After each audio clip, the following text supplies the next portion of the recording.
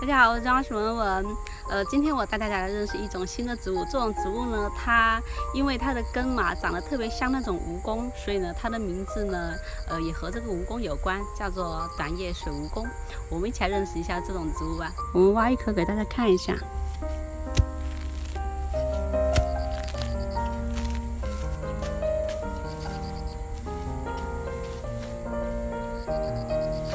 突然间下了一场雨啊，下面我们就快速的讲一下这个短叶水蜈蚣吧。这个短叶水蜈蚣的话，它的根呢是这种须状的，它的茎呢是一节一节的，然后呢茎上面有一些这种棕色的膜质的鳞片，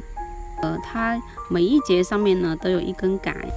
它的杆的话是这种圆三角形的，然后呢表面是比较光滑的，这个是它的花序。它的花序的话，下面有3个叶状的苞片，一般呢会有一点反曲，向下弯曲。然后呢，这个是它的花序。这个短叶水蜈蚣的话，它的性味是辛温平的，然后呢具有这个疏风解表，还有清热利湿，还有化痰止咳。去消肿啊这些功效，而且呢，这个短叶水蜈蚣它的别名还有叫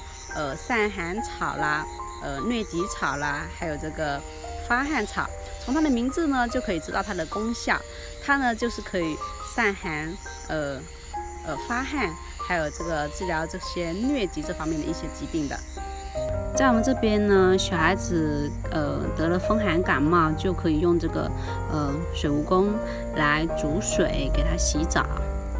它可以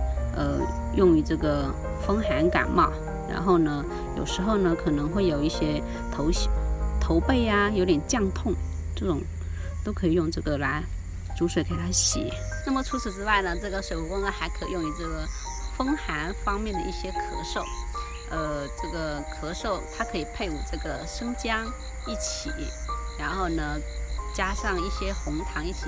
煮水喝，它的对于这个风寒咳嗽呢效果呢还是可以的。另外呢，它还可以用于这个百日咳，一般呢可以配伍这个百部一起，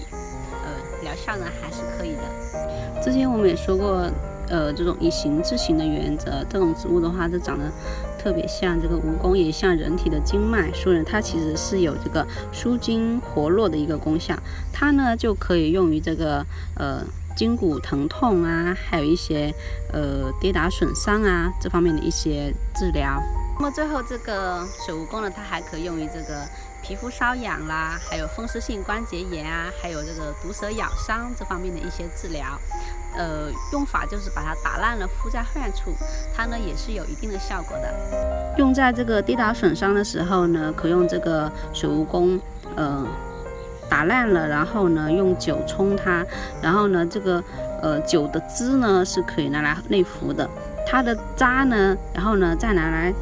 炒一下，炒热了之后外敷在这个患处，它对于这个跌打损伤这个疼痛呢是有一定的缓解的作用的。那么以上呢就是关于这个水蜈蚣的一些简单的介绍了。我们每期视频都会更新不同的植物给大家认识，顺便普及它的功效和作用。有喜欢我视频的朋友，千万不要忘了给我点赞和关注。我们下期不见不散，拜拜。